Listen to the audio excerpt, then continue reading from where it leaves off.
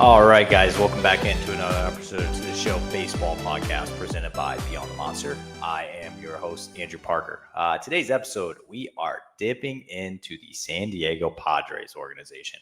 We have Will Varmette on. Will is fresh off winning the Player of the Week award there for Low-A for his start last week. And we dig into that and we ask him, obviously, he has been specifically in the bullpen over his professional career until this year. He has been transitioning to a starting role. So we obviously talked to him about his amazing start he had to win Player of the Week. And we talk about what he was doing over the offseason. He had a little surgery over the offseason. So we do talk about what that was like, having an adjusted offseason and kind of hanging around with some of the hurt guys maybe throughout spring. But before I go any further, whether you're watching me on YouTube, listening on Spotify, Apple Podcasts, wherever it is you get your podcast, like, subscribe, thumbs up, whatever you got to do. Helps me out a ton. Always appreciate it. But without further ado, let me shoot you on to the interview with Will Varmette. All right, I am joined by Will Varmette of the San Diego Padres organization. Now, Will is fresh off winning a Player of the Week award there in Low-A for his performance last week, which that is actually right where I'm going to start this interview. You had a pretty good outing, probably the best outing this season, and then maybe even for last season as well. How did you feel? What was working that day? I was feeling pretty good. Not one pitch in specific was feeling better than the others. It was just kind of all around the zone, and I was able to execute a couple good pitches, get a few good outs. So I guess what in general, though, obviously, it was your longest outing of the season. You've kind of been building up a little bit for this. When did you kind of realize during the outing, like, okay, I think I can go 5-6 innings today and get the job done? Yeah, after probably the fourth inning, I knew my pitch count was pretty low, and I thought I would be able to, I felt pretty in control of the game, pretty confident. So I was like, yeah, I can go pretty deep in this game and hopefully save our bullpen staff a couple innings. Yeah, and I also looked at some of your game logs this year, and you've done a little bit of both. You've started some games, you've come out of the bullpen, you've saved a game this year. I saw you pitch in the 10th for an outing as well. Yeah. How difficult is that, I guess, for any pitcher, honestly, to not have that set routine and just be like maybe one week you could be coming out of the bullpen in the 10th inning, or you could be starting a game. Like how difficult is that for a pitcher?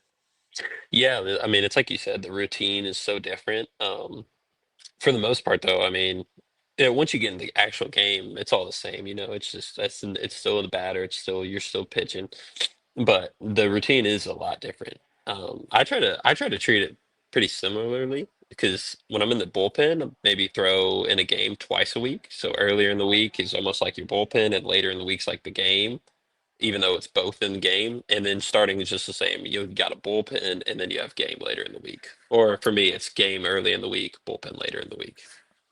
And something interesting that I've noticed as well is you already have more games started this year than you did last year combined between Mhm. low A and high A. So is that something new to you, I guess, necessarily? Because ever since you turned pro, you've pretty much been exclusively out of the bullpen and relief. So is that something that you've been slowly trying to get used to? And I guess are they trying to be like, hey, let's see what you look like as a starter?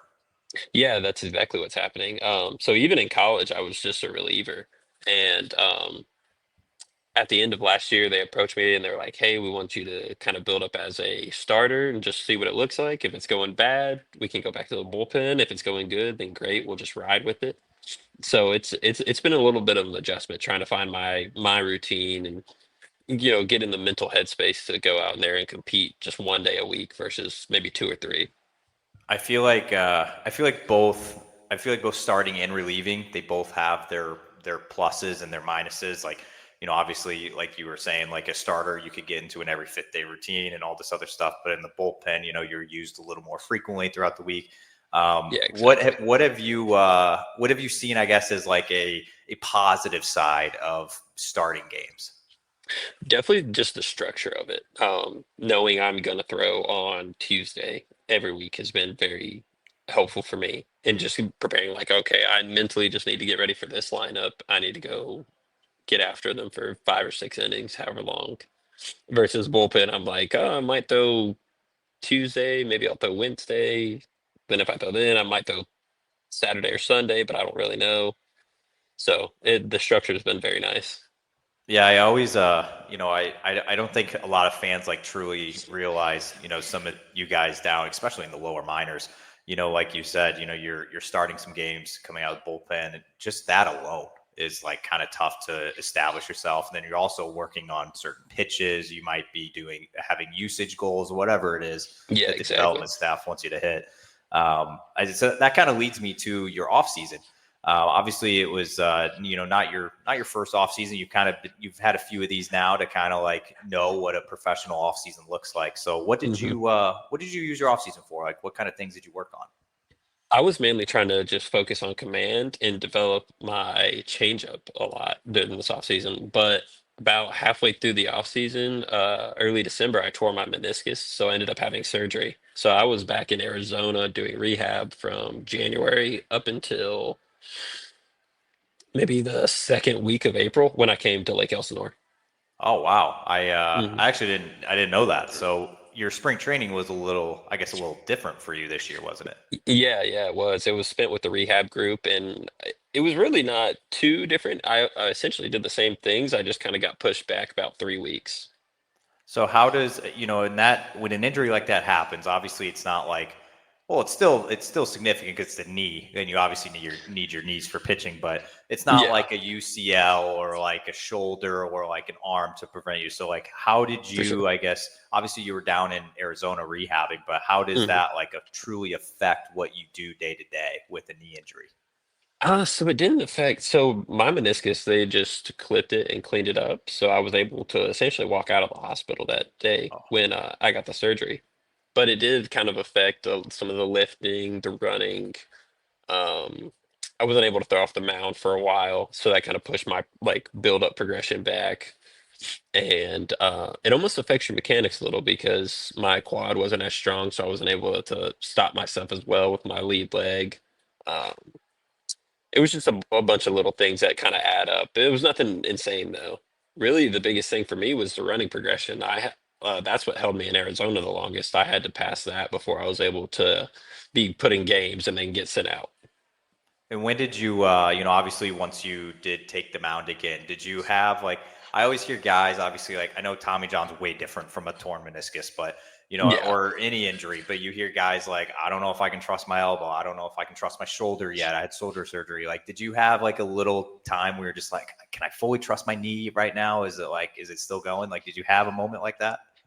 No, not really.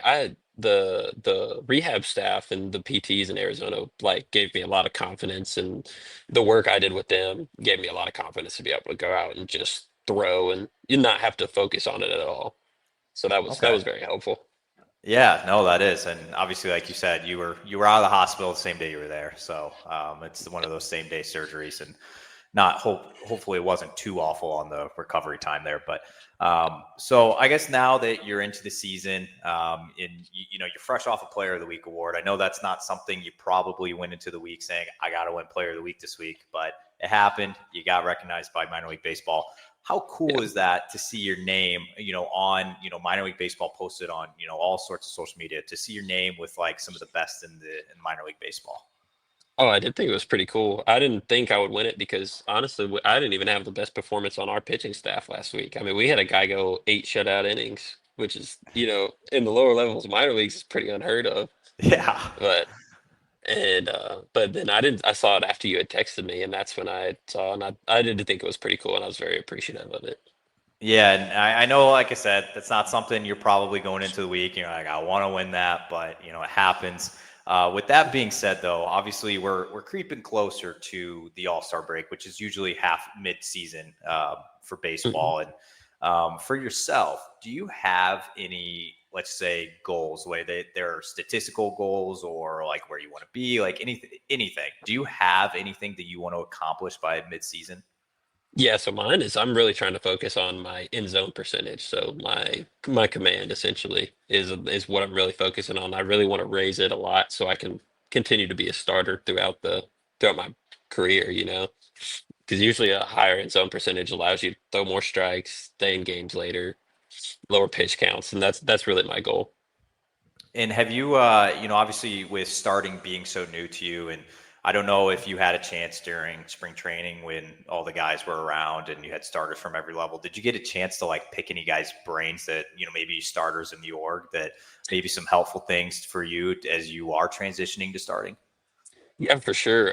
So in the rehab group with me was Matt Waldron, Brian Hoeing, Sean Reynolds, a couple of the big league guys on our organization, and they were very helpful, like just showing us how regimented their routine was and how structured it was, and just their consistency with it every single day. They were going out and doing their routine. They weren't necessarily concerned about random little things here and there. Okay. Yeah, and I think that's something too that like obviously once guys start progressing through the minors, say like you guys in Double A and they're in big league spring training for the first time and they're in a game and they got all these big leaguers by them, and I always find it so cool that you guys have chance to like pick some guys' brains who have made it to the show and that obviously have done it there and been successful there. So I feel like that's probably an invaluable experience that you had during spring this past year. Yeah, for sure. It's great to spend time with those guys, and our big leaguers do such a good job. They're always around, like they're saying what's up to you in the hallways. They're trying to talk to you, like have small conversations. It's very cool. All right. Well, I got a few questions left. It's a little. Some of them are a little random, so stick with All me right. here. Obviously, every Monday in minor league baseball is an off day, so obviously you get to do whatever you want to do on Monday, unless you guys are traveling through or whatever you're doing. But hmm let's just say you got a Monday off day and you're at home. What are you doing with your free time? Oh man, I love to go golf. There it is. So I'll go find a good course. Maybe a few of our teammates will go, and we'll have a good time out on the course. Yeah, that's probably the number one answer I get, especially from pitchers. No, I figured, yeah. Every guy is golfing. Was that something that you probably couldn't do for a little bit over the off season after the surgery? You were probably off for about a month or two. Yeah. No, I couldn't golf for pretty much the whole rehab process, but after Wow. that, I've been enjoying it. So Had to be it's been tough fun. being in Arizona without being able to golf. I know, perfect weather, about 78 degrees every day. I was like, man, this Yeah. sucks, but it's all It's right. so you're also a guy, you're from Alabama originally, I did see, Yes, sir. and hmm you're out on the West Coast now. So what has been something that was there any sort of have you ever first of all, have you ever been out west before being signed by the Padres? No, I had never been past Dallas, Texas. So Wow. yeah, So so it's the what first was time that out like? west. It's crazy seeing the landscape for me because back home in Alabama, there's grass everywhere, the trees are green, and then once you get to Arizona, I mean, it is a desert, you know. The only green you see is some cactuses here or there. Maybe you'll see some grass on either the golf course or the field, but that's the number one thing. Like the landscape just looks so different when you're just walking around. Yeah, it's a lot of brown, a lot of like it's very interesting. Obviously, it's like 110 degrees, and I know Y- Alabama y- gets hot. I know it Yeah, does, yeah, but but Arizona gets hot, hot. yeah. That's a different level. So now that you're out, obviously in California and true West Coast, what have you had like any sort of like was there any like culture shock? Because I the it's very fast paced in California compared Yeah, to Alabama. Alabama is it very is slow. So what did you? laid back. Yeah, Oh, yeah, everybody drives so fast everywhere. Like stop signs, they're just rolling right through them. It's like, all right, well, I don't know what's the big rush, but I will say the driving up through California on the 15 is beautiful. Getting to see all the mountains and stuff that are just north of LA. Oh my goodness. It's a beautiful drive. so are you a fan or not of West Coast living? I would say I'm a fan overall. I don't know if Okay. I would want to live here forever, but it's definitely been very cool the last 2 summers. Okay. Yeah. I don't think I could do it. I don't think I could survive out on the West Coast. I've lived in the Midwest, the East Coast, and South, and I've never Okay. really done like West or Pacific Northwest. I don't know if it's for me, Yeah, but yeah. And everything's so expensive too, so I don't yeah. know. That might be the big turn away. Yeah, it's tough, but There is something else I wanted to ask you about here. So Mm. I've done over 200 of these episodes where I talk to every single episode. I talk to a guy around minor league baseball or major league baseball on here. And Mm. you are the very first one to come from Wallace State Community College. Can you kind of talk to me a little bit about it? Like, I don't know, like what the baseball scene was like there. Like, what was it like going there? Oh man, it was awesome. It's a big like the baseball history is pretty rich there. So Craig Kimbrell went there as well. Derek Holland, another big leaguer, Zealous Wheeler, Chad Smith. So there's a good bit of guys I can follow in the steps of, which is awesome. But our coach, Coach Putman, he's been there for, I mean, 30 years. Yeah, man, he's a cool dude. He's an old cat, but he'll get after it with you. I should have probably known. I should have heard about it by now if Craig Kimbrell went there. I don't know. I feel like that's not good on my part there. But Oh no, I mean it's such a small school, but for you to know that would have been yeah, but the impressive, you know. roster you just named was pretty freaking good. I Yeah, feel I like it mean, should have been on my radar. yeah, Coach Putman, he's done a great job of getting guys in, and he really makes you like want to push yourself to the next level, and that I was very appreciative of him. Okay. Yeah. Like I said, it should have at least like I should have heard of it before. I honestly like half the time, like, I see a guy and, I think the last episode I just did was like Oklahoma Sooner. Like, so I was like, okay, like obviously that, but yours was Yeah, a new one. exactly. So Uh-huh. um, it is cool. All Yeah, right. small school, so. I got one question left for you here. Hmm. So we talked about it. Obviously you won Player of the Week last week. You got some goals that you want to try to hit by midseason. So obviously minor league baseball, it's a grind, and Hmm. there's a ton of different stops before you finally get up to the majors. Um, I want to ask, like, for a guy like yourself that has experience now in low A and high A, how hard is it for you to just try to stay level minded, to just know that, like, you got to be where your feet are? You might say, or you might think, like, oh, I probably deserve to be at this level. Or, some guys, like, they're playing very well and they're like, I deserve to be in double A, triple A, whatever it is. How hard is it for a minor leaguer and for yourself to just kind of be like, it's not in my control. I got to stay where my feet are and I just got to keep playing ball and then everything else will get taken care of. No, yeah, I mean that is a constant reminder. Like I have to tell myself, and I'm sure many other guys do. Is like just you're here, be here. I don't want to worry about, oh, this guy's gonna get moved up, so I might get moved up. But it is tough, you know. I mean, obviously your goal is to move up, and that's where you want to be. And if you don't, I mean, I guess what are you here for, you know? So it is tough to stay where your feet are, but it's a good reminder. And I've really seen performance differences with myself when I'm thinking like that. When I'm thinking like, oh, I need to try to get moved up to high or get moved up to double A like this fast. But then my performance starts slacking and it's like, all right, why am why do I even think like this? But it is hard. It is hard. Yeah, I feel like it's incredibly difficult because I've talked to so many guys that just seem like they're playing as just about as good as you can, and it's like they're still not getting called up, and they seem like they're just trying to play GM in their head, and it's just like it won't go anywhere. Like, it's tough, but I Yeah, feel like it's a very exactly. hard aspect of a minor league baseball. No, yeah, and you really don't realize it until like I guess you found out by interviewing guys, but like I'd never even thought about it before I signed, you know. So it was a new thing, but I think I'm getting a lot better at, I'm here. I just need to take care of my business here. If I do my thing here, then it'll all the rest will solve itself. It's what makes baseball so unique because there's no other sport.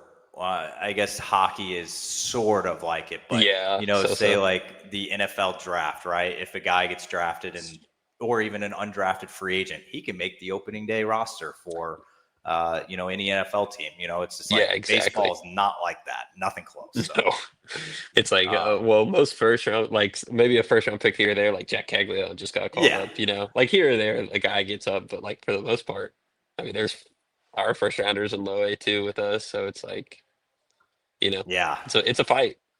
it is. It's a grind. I don't know how else to describe it other than a grind, but. All right, Will, I appreciate all the time. Obviously, wishing you the best of luck going forward in Yeah. 2025. And obviously, we'll be chatting soon, hopefully. But thank you so much for your time. Yeah, I appreciate you having me on again.